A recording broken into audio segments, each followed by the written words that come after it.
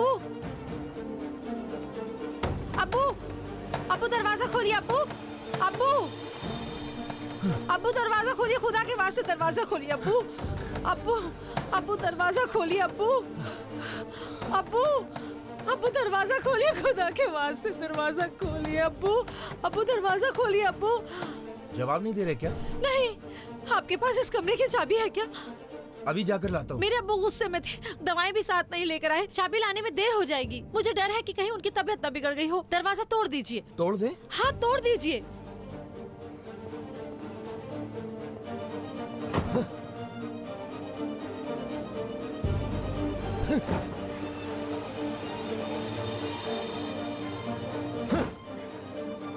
क्या कर रहे हो तुम लोग?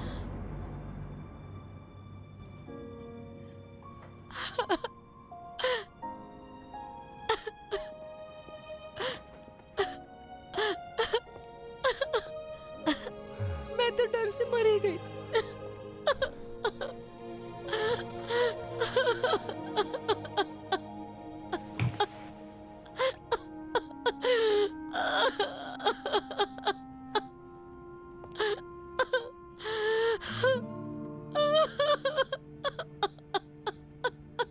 आप कहाँ चले गए थे इंजीनियर? मैं छत पर चला गया था थोड़ी ताजी हवा खाने के लिए। माफ कीजिएगा इंजीनियर साहब, आपको भी यही वक्त मिला था छत पर जाने का? हम डर से मरे जा रहे थे यहाँ। क्या मैंने आपसे नहीं कहा था फैक्ट्री पहुंच के मुझे फोन कर लीजिएगा? भूल गया, माफ करना। मेरे फोन का जवाब क्यों नहीं दे रहे थे आप? मेरा मोबाइल तो अंदर है, नहीं सुन पाया बेटी।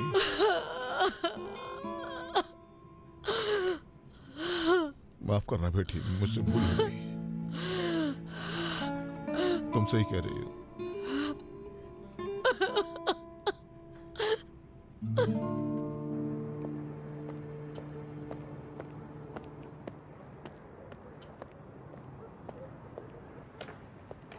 क्या हुआ? छत पर चले गए थे। ओहो, उनकी बेटी बेचारी डर से मरी जा रही थी। मैं कहना चाहता था तुम जो अपने बाप को इतना चाहती हो, इतना क्यों सताती हो कि वो आधी रात को यहाँ चले आए? हम ये सोचते हैं कि सिर्फ अपने बच्चों को लेकर हमें ही परेशानी है, लेकिन जो पैसे वाला है वो और ज्यादा परेशान है। हाँ, ये बात तो है। मेरे मरहूम वालिद हमेशा कहा करते थे, जिसके पास पैसा नहीं है उसकी अलग मुसीबत है, और जिसके पास है उसकी ज्यादा मुश्किलें हैं। हमारा खाना भी ठंडा हो गया। कोई बात नहीं है, फिर से गर्म कर देता हूँ।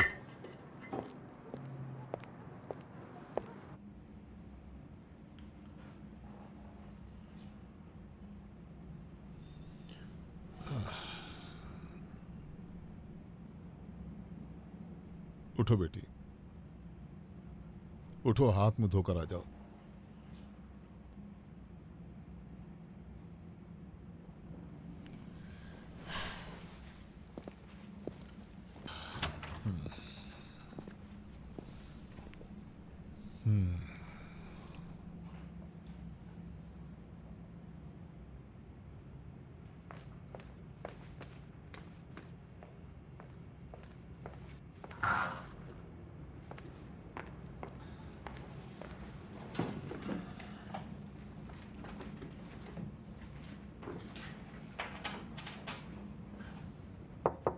या अल्लाह, आ जाओ सादिकी।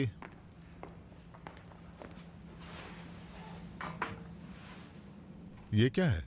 मुराद ने आप गोश्त बनाया है, हमने सोचा कि आप भी थोड़ा सा इसमें से चख लीजिए। ये तो थोड़े से कहीं ज्यादा है। अपने लिए भी कुछ बचा कर रखा है? हाँ, ज्यादा है। बहुत शुक्रिया तुम्हारा। नौशे जान, इजाजत दें। माफ कीजिएगा। आओ देखो मेरे लिए क्या आप गोश्त लेकर आए हैं। अफसोस कि इसका शोरबा लेकर नहीं आया, मुझे बहुत पसंद है। आप गोश्त का मजा तो उसके शोरबे में है, लेकिन मुझे शर्म आई उससे मांगते हुए। आप गोश्त आपकी सेहत के लिए ठीक नहीं। एक मर्तबा खाने में कोई हर्ज तो नहीं है ना बेटी?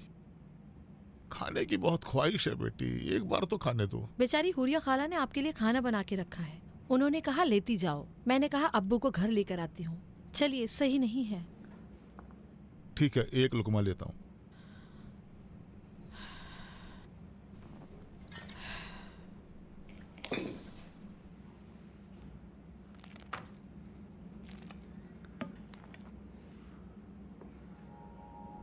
महताब कैसी है? ठीक थी।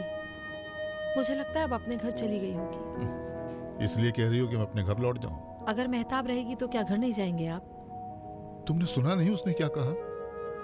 उसने कहा ना कि वो मेरे साथ एक घर में नहीं रह सकती। उसने कहा आप उसके शौहर को पसंद नहीं करते इसलिए। अगर आप उसके शौहर को पसंद करने लगेंगे तो वो उसे अपने घर ही ले आएगी रहने के लिए। मतलब ये कि दिन में उसका चेहरा मैं फैक्ट्री में देखूं और रात में घर में भी? खुदा ना करे ऐसा हो।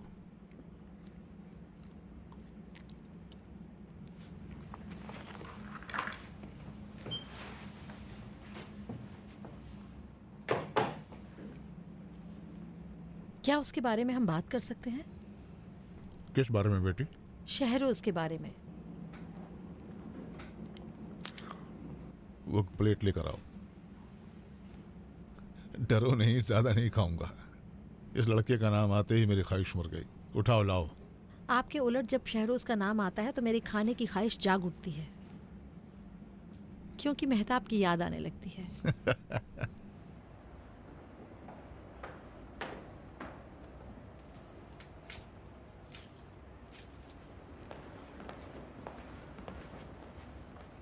हुरिया खाला, मैं जा रही हूँ। क्या आप मेरे लिए टैक्सी मंगवा दीजिएगा? अरे मैंने सोचा तुम सो रही हो। नहीं, मुझे नींद नहीं आ रही है। महबूबा के आने तक रुक जाओ, तुम्हारे अब्बू को लाने गई है। नहीं ना, मेरे ना रहने से शहरोज परेशान हो जाएंगे। देखो मेहताब, मुझे तुम्हारे अब्बू, फैक्ट्री और तुम्हारे शौहर के ओहदे के बारे में जो वो चाहता है, मुझे कोई लेना देना नहीं है। अगर तुम उसे चाहती हो तो कोई बात नहीं, क्योंकि शौहर है वो तुम्हारा, तुम्हें उससे मोहब्बत करनी ही चाहिए। लेकिन इस चाहत को तुम अपने गले का फंदा मत बनाओ। फोन करके टैक्सी मंगा देती हूँ।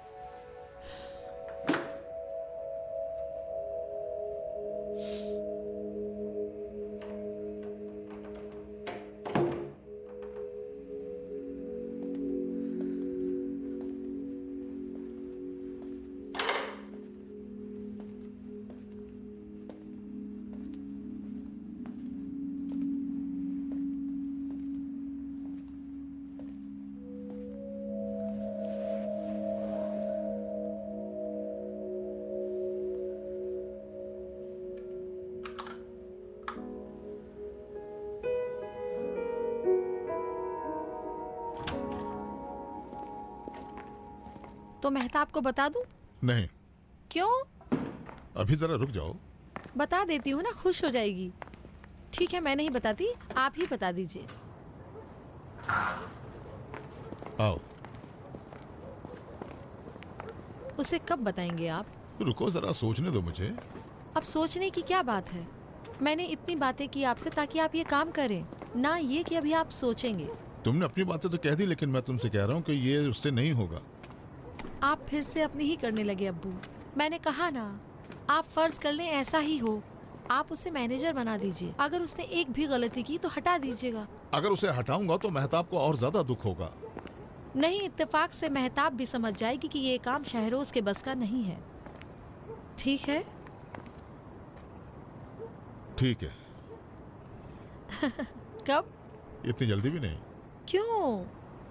अगर अभी जब उसने मेहताब से झगड़ा किया है तो अगर मैं उसको बड़ी पोस्ट दे दूंगा तो वो समझेगा कि हम उससे डर गए हैं, उसकी आदत पड़ जाएगी, और उसके बाद जब भी वो कुछ हासिल करना चाहेगा तो तुम्हारी बहन को सताएगा ताकि वो सब कुछ हासिल कर सके। इसलिए थोड़े दिन और रुक जाओ बेटा। ठीक है, लेकिन सिर्फ कुछ ही दिन। ठीक है, चलो घर चलते हैं। अगर आप इजाजत दें तो मैं अस्पताल चली जाती हूँ। अभी रहने दो, अभी मत जाओ, चलो घर जाकर सो जाओ। मैं तो आज दोपहर तक सोई हूँ, मुझे अभी नींद भी नहीं आएगी। अस्पताल में मेरी उन्हें जरूरत है। वो दिन कब आएगा बेटी जब तुम अपने इस बूढ़े बाप की जरूरतों पर भी ध्यान दोगी? महताब है, मैंने कहा ना घर चली गई होगी। हेलो, सलाम महताब, ठीक हो? सलाम, मैं ठीक हूँ। अब्बू कैसे हैं? अब्बू भी ठीक हैं, वो अभी घर आ रहे हैं। होल्ड करो, होल्ड करो। सलाम बेटी। सलाम, आप ठीक हैं? हाँ मैं ठीक हूँ बेटी, तुम ठीक हो ना बेटी? हाँ, बस आपको लेकर फिक्रमंद थी। मुझे माफ करना बेटी, मैंने तुमसे इस तरह उखड़ के बात की। पता नहीं अचानक ऐसा क्या हो गया था मुझे कि तुम्हें नाराज कर बैठा। इसे मेरा बुढ़ापा समझ के मुझे माफ कर देना बेटी। आप मेरे लिए कभी बूढ़े नहीं होंगे अब्बू। काश तुम रुक गई होती और मुझसे मिलकर गई होती। मैं आऊंगी दोबारा। जल्दी आना, डिनर पर आ जाना। ठीक है, अपना ख्याल रखिएगा। मेरी फिक्र मत करना बेटी, किसी भी चीज को लेकर फिक्र मत करना। इंशाल्लाह सब कुछ ठीक हो जाएगा बेटी। जाओ अब आराम से सो जाओ। ठीक है, मैं आपको बहुत चाहती हूँ अब्बू। मैं तुमसे ज्यादा बेटी। खुदा हाफिज। खुदा हाफिज। फोन दीजिए, मुझे उससे कुछ काम है। होल्ड करो, होल्ड करो, तुम्हारी बहन तुमसे बात करेगी। हेलो महताब। हाँ बोलो महबूबा। शहरोज आ गया? नहीं, तो फिर उठ के क्यों चली गई तुमने कहा था ना जब तक वो नहीं आएगा तुम नहीं जाओगी। मुझे नींद नहीं आ रही थी। यहाँ रहूंगी तो मुझे इत्मीनान रहेगा। तुम ठीक तो हो ना? हाँ मैं ठीक हूँ, तुम बस अब्बू का ध्यान रखना। ठीक है, मैं अस्पताल जा रही हूँ, कुछ काम हो तो मुझे फोन कर लेना। ठीक है, खुदा हाफिज। ठीक है, खुदा हाफिज।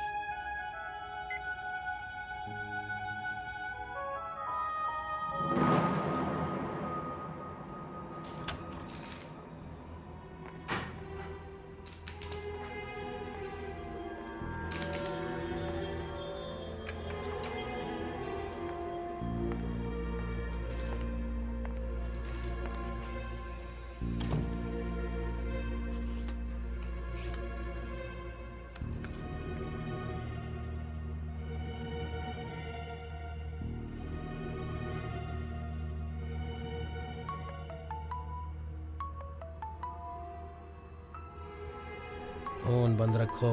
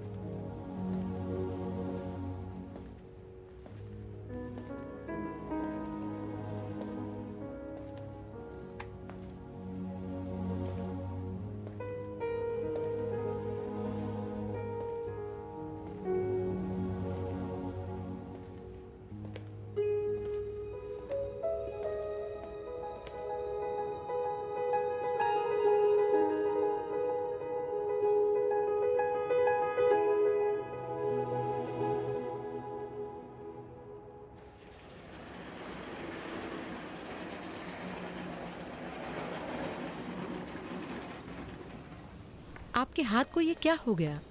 पाइप से लग गया।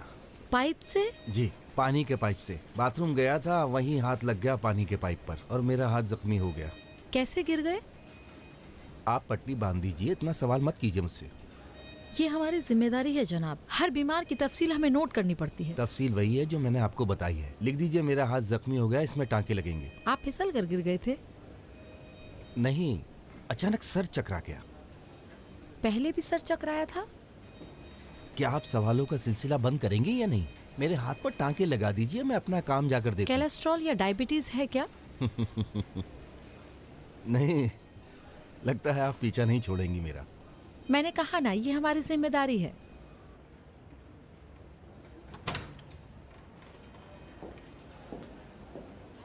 एक साहब आए हैं, उनका हाथ जख्मी है, टाके लगेंगे। उन्हें कह दें ऑपरेशन थिएटर में ले जाए, मैं अभी आता हूँ। मुझे लगता है उनका सबसे पहले ईसीजी करना पड़ेगा। ईसीजी? आप तो कह रही थी कि उनके हाथ पर टांके लगेंगे। क्यों नहीं, वो बाथरूम गए, उनका सर चकराया और फिसल कर गिर गए। उनका हाथ भी इसीलिए जख्मी हुआ है। उन्हें डायबिटीज और कोलेस्ट्रॉल दोनों है, हो सकता है ब्लॉकेजेस भी हों।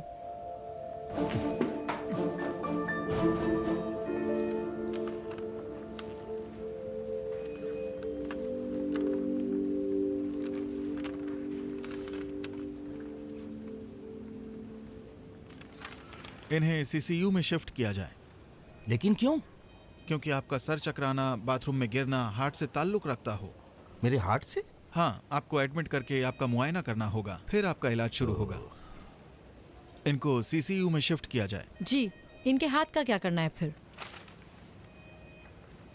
जब तक कि मैं इनको टांके लगा रहा हूँ, आप इनको शिफ्ट करने का इंतजाम करें। जी डॉक्टर। डॉक्टर, अटैक आया था। आप फिक्र ना करें, आपके हाथ का जख्मी होना और अस्पताल आना यह खुदाई करिश्मा है। अब हम आपकी देखभाल में लगे हैं।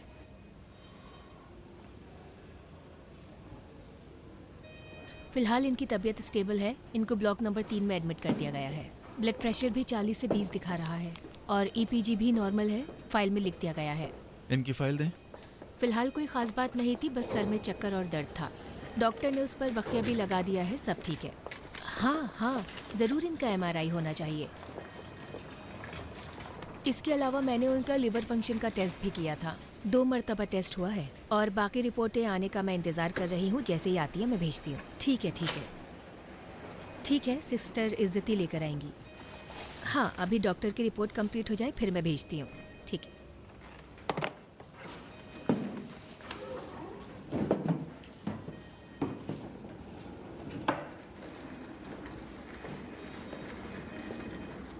रुक जाओ।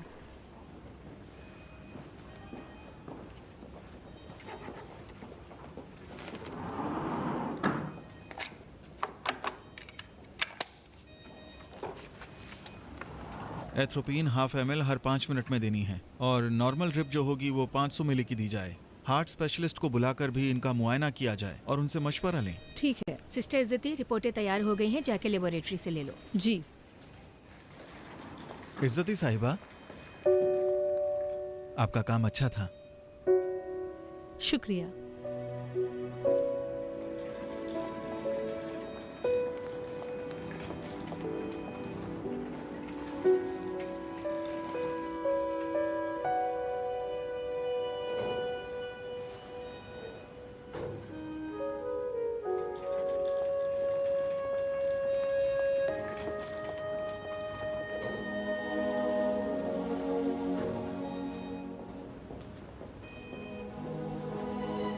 डॉक्टर साहब, माफ़ कीजिएगा। कौन सा काम बताया? वो स्टिकर कहाँ रह गया? नहीं था, उन्होंने कहा सेंट्रल मेडिकल स्टोर से ले लो। डॉक्टर पाजोकी ने सिस्टर इज्जती के कौन से काम को कहा कि अच्छा है? नहीं जानता। तुमने गौर किया है कि जब डॉक्टर पाजोकी का सिस्टर इज्जती से सामना होता है तो वो घबरा जाते हैं? नहीं, सिर्फ तुम ही हो जो इन चीज़ों पर ध्यान रखते हो। हाँ, मैंने कई बार देखा है कि जब इज्जती से बात करते हैं तो उनकी आवाज़ लड़खड़ाने लगती है। बहुत ज़्यादा तो नहीं, थोड़ा थोड़ा। जब वो नुस्खा लिखते हैं तो उनके सामने उनकी तहरीर बिगड़ जाती है। 1-2 बार तो मेडिकल वाले भी परेशान हो गए, उनके समझ में नहीं आया कि लिखा क्या है। मैंने कई बार देखा कि जब इज्जती उनके सामने होती हैं तो उनकी तहरीर मेढक जैसी हो जाती है। इसके अलावा जब सिस्टर इज्जती उनके सामने से गुजरती हैं तो वो अलर्ट मोड पर आ जाते हैं। उनको देखते ही ऐसे हो जाते हैं, इस तरह। नूरबख्श, तुम वाकई में इन सब चीज़ों पे बहुत ध्यान देते हो। नहीं, तुम इन सब पर नहीं, अपने काम पर ध्यान देते हो। वरना वार्ड में सभी लोग जानते हैं कि डॉक्टर और नर्सों के बीच कैसे कैसे मुकद्दस रिश्ते हुआ करते हैं। बुराई करने से अच्छा है तुम अपना काम देखो। मैं बुराई नहीं कर रहा हूँ। क्या मैंने उनके बारे में कुछ गलत कहा? शादी तो पैगंबर की सुन्नत है।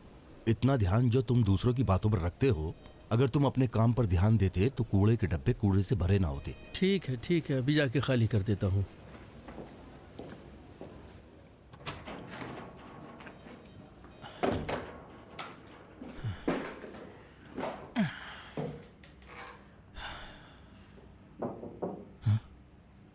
आ जाएं। सलाम। सलाम।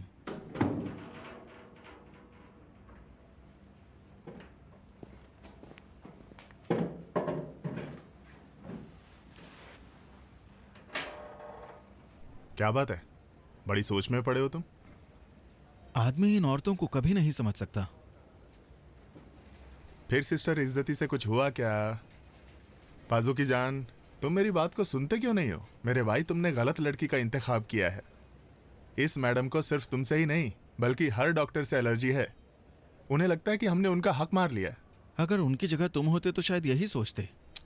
मुझे उनकी गलत या सही सोच से लेना देना नहीं है, लेकिन तुम्हारी कसम खाकर कहता हूं, इन्होंने डॉक्टरों के खिलाफ ऐसी ऐसी बातें की हैं और उनकी बालादस्ती को लेकर तकरीरें की हैं कि अब बर्दाश्त नहीं होता मुझे। इसके अलावा अगर मुझसे पूछोगे तो उनके साथ तुम्हारी शादी एकदम गलत होगी। लेकिन क्यों? इसलिए कि सब कुछ उल्टा पुल्टा हो जाएगा। देखो, अभी तुम ऑर्डर देते हो, वो अंजाम देती हैं, लेकिन जब तुम्हारी बीवी बन जाएंगी तो वो ऑर्डर करेंगी और तुम्हें अंजाम देना होगा। इस तरह मामला अलग हो जाएगा। इसके अलावा अस्पताल में भी तुम उनको कोई ऊंची नीची बातें नहीं बोल पाओगे, क्योंकि वो घर की बॉस होंगी और तुमसे बदला लेंगी वहां पर। चलो मान भी लेते हैं कि अगर तुमने उनसे शादी कर ली, शादी के दूसरे दिन जब तुम पेशेंट देखने आओगे, तुमको कहना होगा मैं तुम पर कुर्बान जाऊं, मैं तुम पर फिदा हो जाऊं, मेहरबानी करके 1 ग्राम QID मुझे दीजिए। आपको जहमत तो होगी, लेकिन मैं शुक्रगुजार होऊंगा। फिर अगर जहमत नहीं हो तो जब सारी फाइलें कंप्लीट हो जाएं तो मुझे बता दीजिएगा। इसका मतलब ये है कि डॉक्टर और नर्स कभी एक दूसरे से शादी नहीं कर सकते ना? मैंने कब ऐसी बात कही? मैं तो तुम्हारे और इज्जती साहिबा के बारे में बात कर रहा हूं, बस, और कुछ नहीं।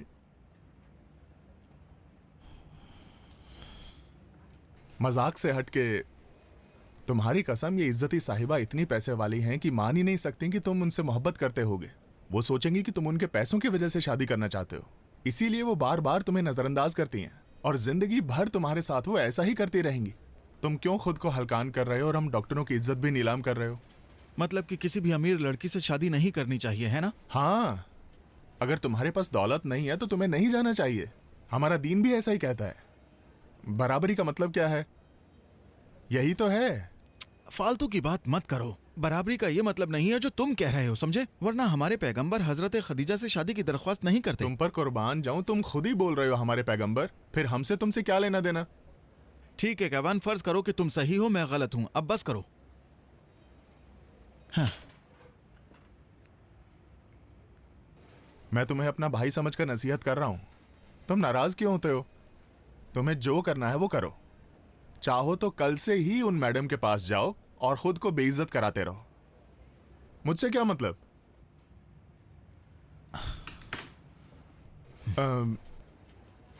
ये बताओ, तुमने जो कहा था वो किस मरीज के बारे में राय लेनी थी? उठो, चलो बताता हूं।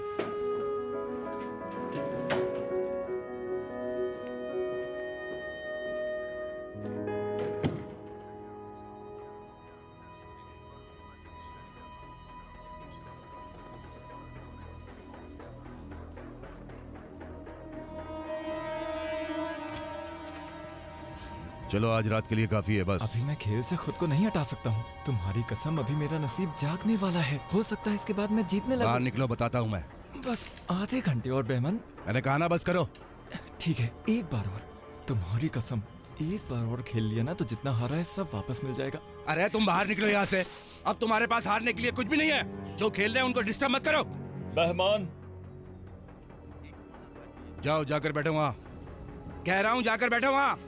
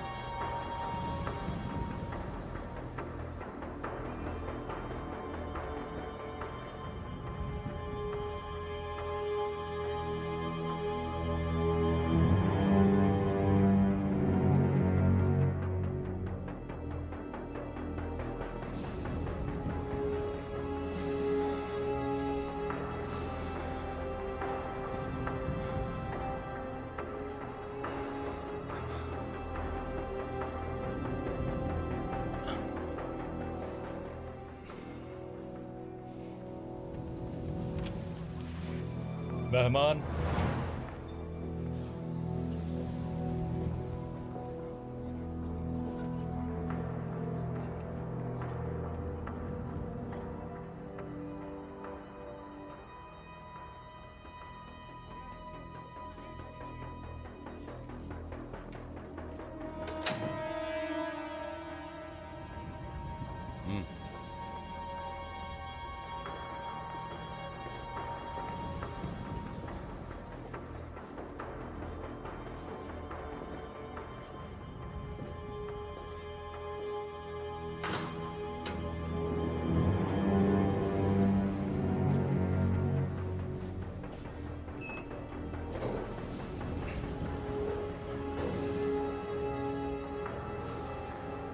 ऐसा नहीं हो सकता कि जब मैं हारता रहा तब तक खेल में रहा और जब नसीब जागा जीतने वाला था तो बाहर कर दिया। तुम आखिर तक हारते रहे हो शेरोज जान। तुम्हें खेल से इसलिए हटाया गया कि तुम अपना नसीब और खराब मत करो। आहा, कितने अच्छे लोग हैं तुम्हारे ये दोस्त। हाँ, ये अपने कस्टमर का कितना ज्यादा ख्याल रखते हैं।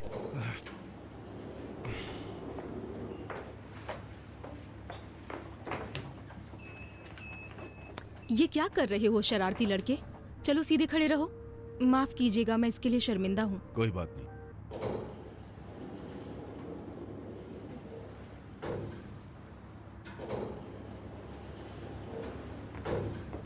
इनसे कह दो कि इनका किसी बुद्धू आदमी से पाला नहीं पड़ा है।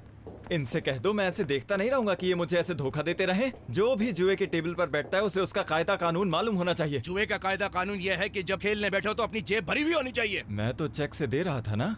तुम्हारे चेक की अब उनकी नजरों में कोई वैल्यू नहीं है। लेकिन क्यों? तुम खुद को बेवकूफ बनाने की कोशिश मत करो शहरोज। अभी तक तुम्हारे 5 चेक पड़े हुए उनके पास, जिसकी कुल रकम 60 लाख होगी, समझे? उन्होंने मेरी वजह से 3 बार बैंक में चेक नहीं डाला। उन्होंने चेक की तारीख को पीछे डाल दिया और इसके बावजूद तुम मुझे जुए के कायदे कानून बता रहे हो। जुए का कायदा कानून यह है कि जो भी तुम रकम हारे हो उसे फौरन अदा करो, उसी जगह चेक नहीं चलता। जानते हो अभी मेहरदाद ने निकलते वक्त मुझसे क्या कहा? उसने कहा कि ना तो तुम्हें अब मौका दिया जाएगा और ना ही चेक क्लियर होने से रोका जाएगा, और चेक की डेट आते ही बैंक में डाल दिया जाएगा। अगर उसमें पैसे नहीं होंगे तो सीधा जेल जाओगे। उसने कहा कि जब तक तुम अपना कर्जा क्लियर नहीं करोगे यहां मत आना। अब तुम्हें टेबल पर खेलने नहीं दिया जाएगा। जब ये सब बोल रहा था तो ऐसा लग रहा था जैसे मुझे गाली दे रहा है, क्योंकि मैं तुम्हें वहां ले गया हूं। मैंने तुम्हारी पहचान कराई है, मैंने तुम्हारी जमानत ली है। अब मेरी नजरों से भी तुम गिर गए हो।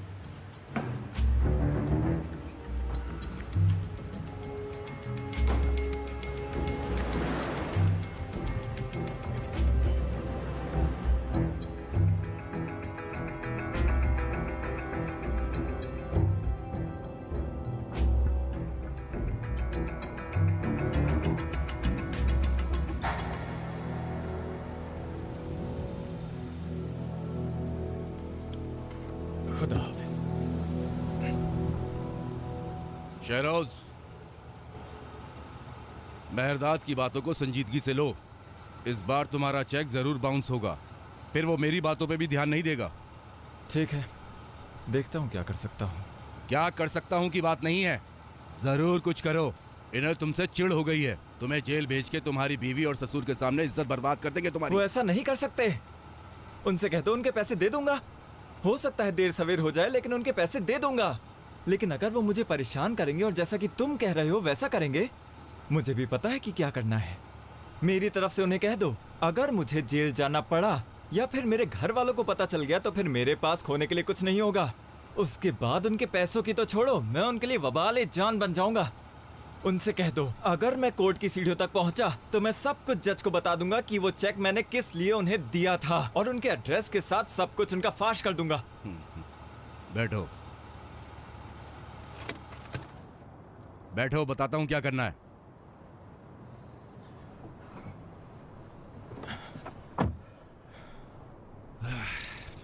हाँ, जैसा तुम कह रहे हो वैसा कर सकते हो, और मेहरदाद के लिए भी बहुत महंगा पड़ेगा। इसके बाद मेहरदाद को भी कई साल की जेल काटनी पड़ेगी और उनका कारोबार भी बंद हो जाएगा। तुम्हारे बकौल जो भी तुम पर कर्जा है सब हवा हो जाएगा। लेकिन भाई शहरोज, अगर ऐसे ही होता रहा कि कोई भी उनके सामने जुआ खेलने के लिए जाए और तुम्हारी तरह हारने के बाद पीछे हट जाए और बिल्कुल ऐसा लगे कि कुछ हुआ ही नहीं है, फिर तो वहां जितने लोग जुआ खेलने के लिए आते हैं सब ऐसे ही करने लगेंगे, और जैसा तुमने किया है सब ऐसे ही करने लगेंगे। जो मैंने कहा है उसे अंजाम दूंगा, मुझे दूसरों से लेना देना नहीं है। लेकिन दूसरों को तुमसे काम है, समझे? अगर इस तरह की बेवकूफी की तुमने, तुम्हारे साथ मैं भी, जिसने तुम्हारी जमानत ली है, पूरी जिंदगी छुपते छुपाते रहना पड़ेगा। अचानक तुम देखोगे कि उन्होंने हमारा नाम और पता चाकू मारने वाले को दे दिया और वो चुपके से आएगा और हमें चाकू मारकर चला जाएगा, या फिर कोई गाड़ी आएगी और हमें कुचलकर चली जाएगी।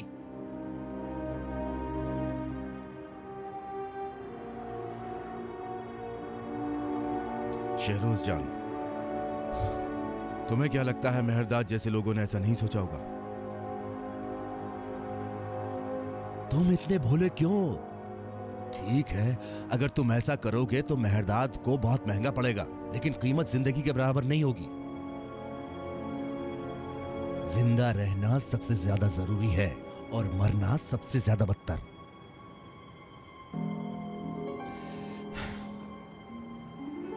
ये सब सोचने की बजाय कोशिश करो कि आधा पैसा ही सही लेकिन बंदोबस्त करके दे दो।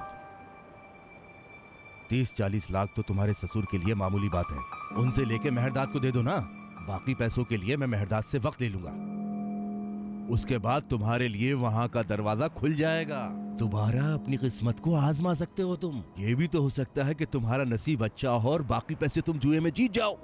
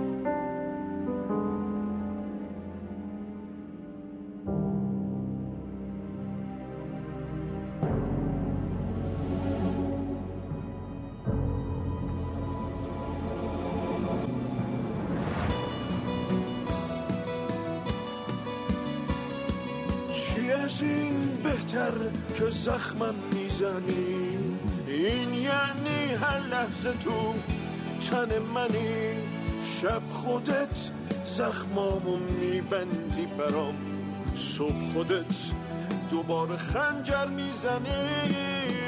حال این روزای خستمو نبین، خیلی ابریم که این بارون شدم، وقتی درد تو به جونم میخرم، یعنی خیلی وقته که درمون شدم. من بمیرم از تو دل نمی کنم، توی این روزای ابری و کبود خودم و روزی سپردم دست تو که تمام بغضم از دست تو بود.